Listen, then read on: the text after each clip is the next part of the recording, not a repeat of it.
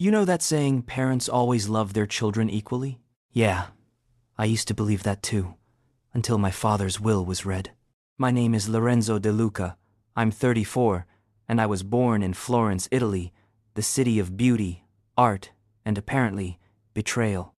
My father, Giancarlo De Luca, was a well-known art dealer who built a small empire restoring and trading Renaissance pieces. Growing up, I was his shadow, helping him clean dusty sculptures, learning about history, attending auctions. But when my younger brother Matteo was born, everything changed. He was the golden child, the charmer, the perfect De Luca. My mother adored him, my father bragged about him, and I just became the helper. Even when I graduated top of my class in art restoration, my father said, "That's nice, Lorenzo. But Matteo just got into business school in Milan. You could learn something from him." That one sentence, it stuck. When our father passed suddenly from a heart attack, the family gathered in his villa outside Florence. The air was thick with grief and tension. The lawyer opened the folder, adjusted his glasses, and read the will aloud.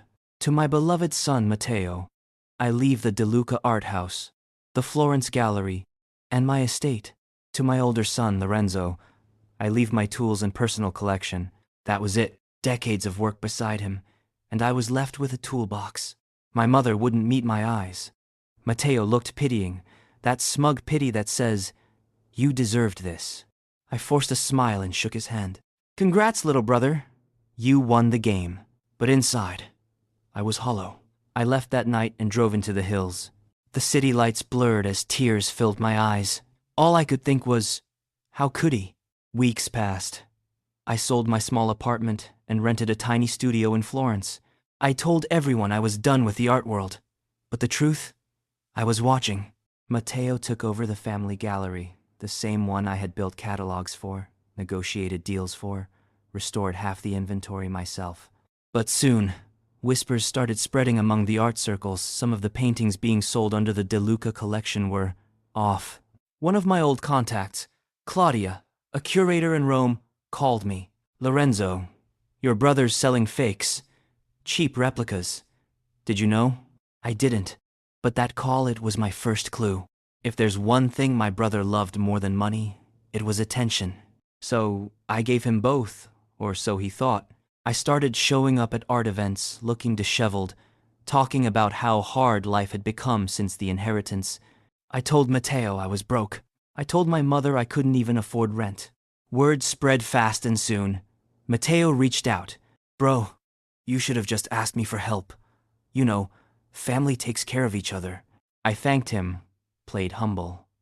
But behind his perfect smile, I noticed the panic. He didn't want me anywhere near the business. That's when I realized he was hiding more than forged paintings. Over the next few months, I carefully pieced it all together. Using my old gallery contacts and a few trusted restorers, I began to trace the fake artwork. One by one, I found invoices forged under the gallery's name, artworks authenticated by fake experts Matteo had paid off, and an entire offshore account trail. But the best evidence came from Luca, a young restorer Matteo had hired. He sent me photos of fake seals and signatures, direct proof that Matteo was using the family name to commit fraud. And then came the bombshell, a private email chain between Matteo and a buyer from Dubai, where Matteo admitted, "No one will ever suspect the great De Luca legacy is built on replicas." That's when I started planning my revenge. I knew the next De Luca Gala, a yearly charity dinner, hosted at our family villa, would be the perfect moment. It was attended by art dealers, collectors, local press, and every member of our family. If Matteo wanted to play the perfect heir, I'd let him do it. One last time. I reached out to a journalist friend from La Repubblica and fed him the story with proof. But I asked him to hold the publication until after the gala. I also printed every incriminating email, receipt, and photo, placing them neatly inside an envelope labeled, "The True Legacy of the De Luca Family." The night of the gala, the villa sparkled. Matteo was the star in his designer tux, giving speeches about integrity and legacy. When it was my turn to say a few words as the older brother, I stepped to the mic, trembling not from fear, but from years of bottled anger. Matteo, I began, you've always been the perfect son, the successful heir, the pride of our family. But tonight, I want to show everyone just how perfect you are. I opened the envelope and pulled out the copies. Emails, bank transfers, photos of forged artwork. Gasps filled the hall. Matteo's face turned white.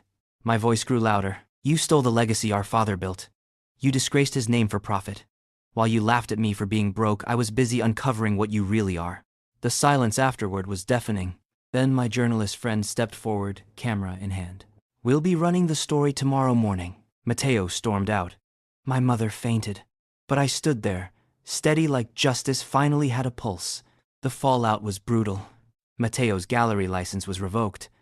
The Italian art board began an investigation. Several collectors demanded refunds, and my mother, for the first time, apologized. Lorenzo, we were wrong about you, about everything. I didn't gloat. I didn't even celebrate. I just reopened the old workshop, the one my father had left me. Turns out, the tools and personal collection included a few original sketches by Botticelli worth millions. My father may have been flawed, but maybe he knew something. Maybe he trusted me more than I thought. Months later, I quietly bought back the villa Matteo had to sell to cover his debts. I never kicked him out of Florence. I just made sure he'd never forget who the real De Luca heir was. You wanted the family name, I told him once. Now everyone knows what you did with it. And with that, I finally let go. Justice had a face, and it looked a lot like revenge. Thank you for being here. If you enjoyed this, go watch the one on the left and don't forget to hit like and subscribe to the channel for more tales of triumph over injustice and a saga of ultimate revenge.